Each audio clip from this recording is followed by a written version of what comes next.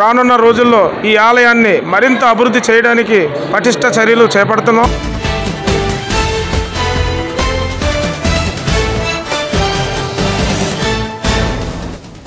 తలో పుష్పం అమ్మవారికి దండ, ఆమె ఆశీస్సులు భక్తులకు అండదండ. కేవలం భక్తుల విరాళాలపైనే చోడమాంబిక అమ్మవారి ఆలయ అభివృద్ధి సాధ్యమవుతుందని ఆలయ ధర్మకర్త కరుణాగేశ్వరరావు అన్నారు.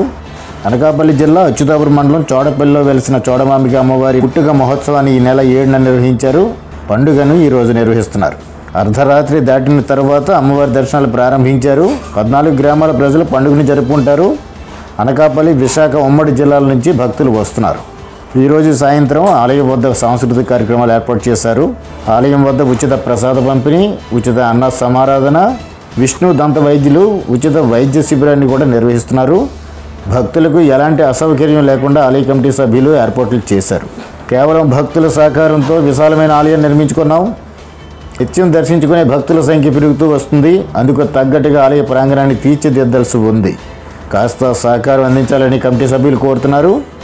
అయితే ఈరోజు అమ్మవారి దర్శనానికి ఫ్రీ దర్శనం లేకుండా చేశారు. సరే, దర్శనం టికెట్ ధర కాస్త తగ్గిస్తే బాగుండేదని కొంతమంది భక్తులు మనోభావాన్ని వ్యక్తం చేశారు. హుండీలో వేద్దామని తీసుకువెళ్ళిన డబ్బుల్ని టికెట్ ఇచ్చాం, లెక్క సరిపోయిందని మరికొందరు భక్తులు అయితే అభిప్రాయం వ్యక్తం చేశారు. ఆలయ అభివృద్ధిని దృష్టిలో పెట్టుకొని ప్రవేశ టికెట్లు నిర్ణయించినట్టుగా ఆలయ కమిటీ సభ్యులు తెలిపారు. మధ్యాహ్నం నుంచి భక్తుల సంఖ్య పెరుగుతూ వస్తుంది. పూలతో అమ్మవారి అలంకరణ ప్రత్యేక ఆకర్షణగా నిలిచింది. ఈ సందర్భంగా ఆలయ ధర్మకర్త నాగేశ్వరరావు మాట్లాడుతున్నారు. చూద్దాం. ఏడాది ఎంతో అత్యంత వైభవంగా అమ్మవారి పుట్టుక జాతరను ఘనంగా నిర్వహించడం జరిగింది. అలాగే పండగ కూడా ఈరోజు అత్యంత వైభవంగా నిర్వహిస్తున్నాం.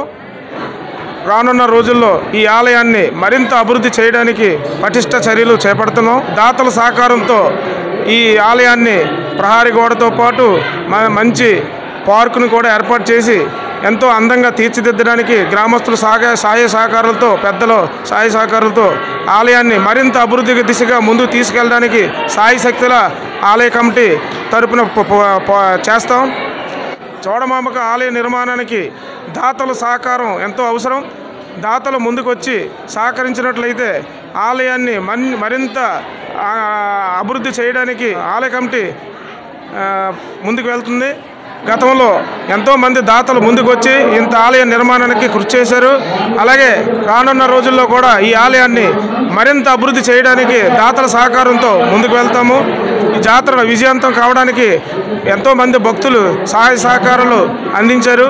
అందరికీ ధన్యవాదాలు తెలియజేస్తున్నాం.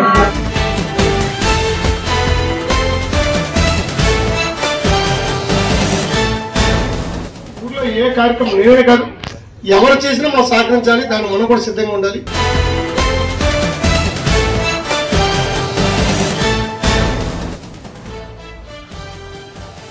అభివృద్ధికి రాజకీయం అడ్డు కాకూడదు, గ్రామాభివృద్ధికి అందరూ సహకరించాలని వైఎస్ఆర్సీపీ రాష్ట్ర ప్రధాన కార్యదర్శి బొడ్డెడి ప్రసాద్ అన్నారు. తన సొంత నిధులతో మునపక బీసీ కాలనీలో 10 ఏళ్లుగా కొనసాగిస్తున్న వాటర్ ప్లాంట్ వార్షికోత్సవాన్ని నిర్వహించారు. ఈ సందర్భంగా ఆయన మాట్లాడుతూ మారుతున్న ఆధునిక సాంకేతిక పరికరాలను వినియోగించి స్వచ్ఛమైన తాగునీటిని సరఫరా చేస్తున్నామన్నారు.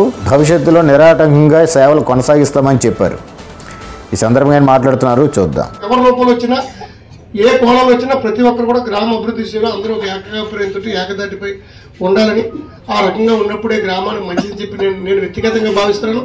అదే మంచిదని నమ్ముతున్నాను. దయచేసి అందరూ కూడా అదే దృక్పథంతో పార్టీలకు అతీతంగా గ్రామ విషయంలో వచ్చినప్పుడు అందరూ ఒక ఏకదాటిపై ఉండాలి. అభివృద్ధికి ఊరికి ఎవరు చేసినా దాన్ని అందరూ స్వాగతించాలి, సహకరించాలి, అభినందించాలి.